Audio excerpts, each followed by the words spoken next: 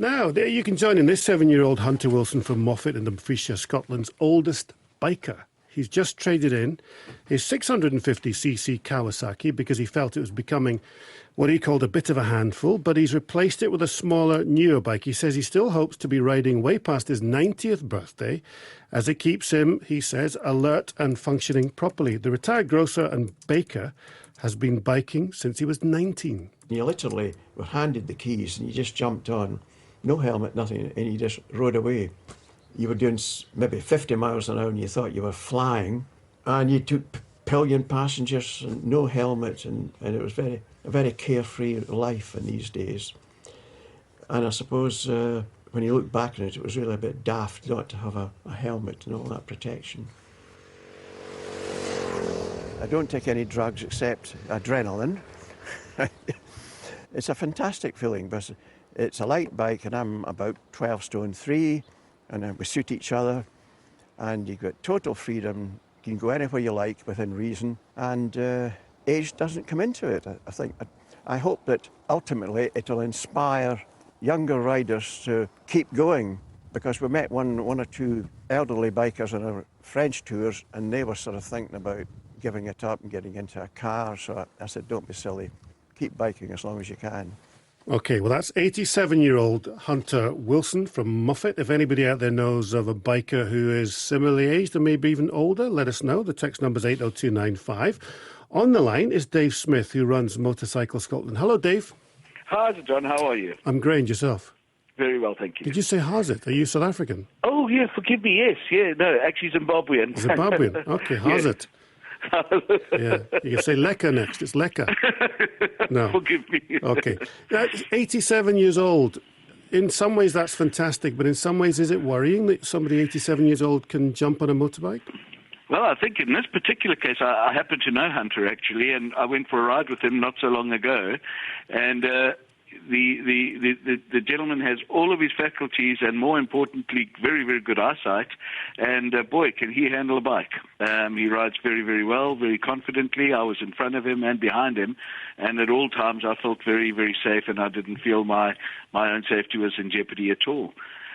But I do take your point, and I think we have another gentleman who comes to our hotel frequently, and he's in his 80s, and he said to me, as long as he can see and he's never a danger to anyone else on the road, he'll continue riding because he loves it so much. And I got a phone call from him saying he's coming up this year, and he's not quite Hunter, but he's turning 85 this year.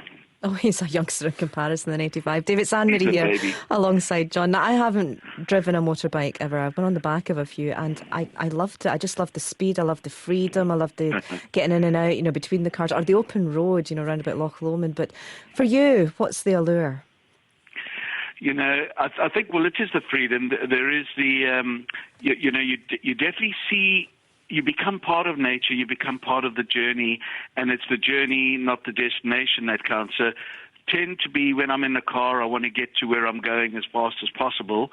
On the bike, I want to take as long as possible to get where I'm going, so I can enjoy the experience. So the roads are important, the scenery is very, very important, and definitely the quality of the road makes the journey very exciting. But the one thing you'll find is that there's no such thing as an unimpassioned biker. Mm-hmm. Once you're riding a bike, you love it or you don't ride. You'll never find someone saying, "Yeah, I've got a bike. Occasionally I'll go for a ride." So I think there is the allure is absolute passion, absolute love, and the love of travelling. There is a camaraderie once you get on your bike, and I've got my licence. Everybody waves to each other, which is it's like being part of a secret club. But if you can open up that secret club, there'll be people listening. What's the best, do you think, road in Scotland to take a motorbike up?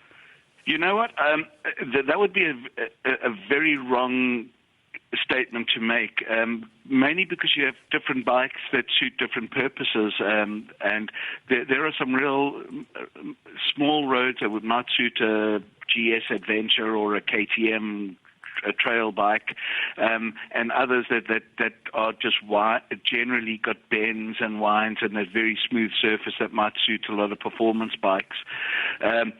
we've got a lot of iconic roads, and the beauty of Scotland actually is that if you turn left, you're invariably going to find a good road, and if you turn right, you're invariably going to find a better road. And of course, that's what a biker tends to do, is he's just looking for new areas the whole time. And I would hate to put my name to an iconic road. I can give you some iconic features. In the south, there's not many cars, very few motorhomes, very few little traffic, and that's lovely for riding. But then when you go to the far north of Scotland, where you get those remote areas round about Thurso, that is stunning. And then, of course, all the coastal roads, the western coast down Scotland, are just incredible to ride. So I would hate to pick my best.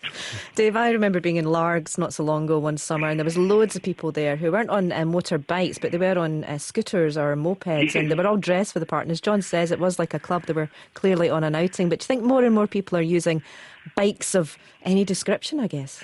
Yes. Look, fortunately nowadays most of these machines are reliable, and they aren't really excellent and very, very bad machines. They're all very, very good.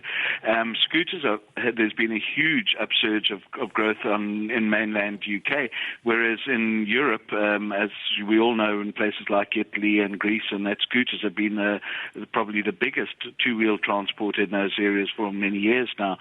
And they've slowly come back here.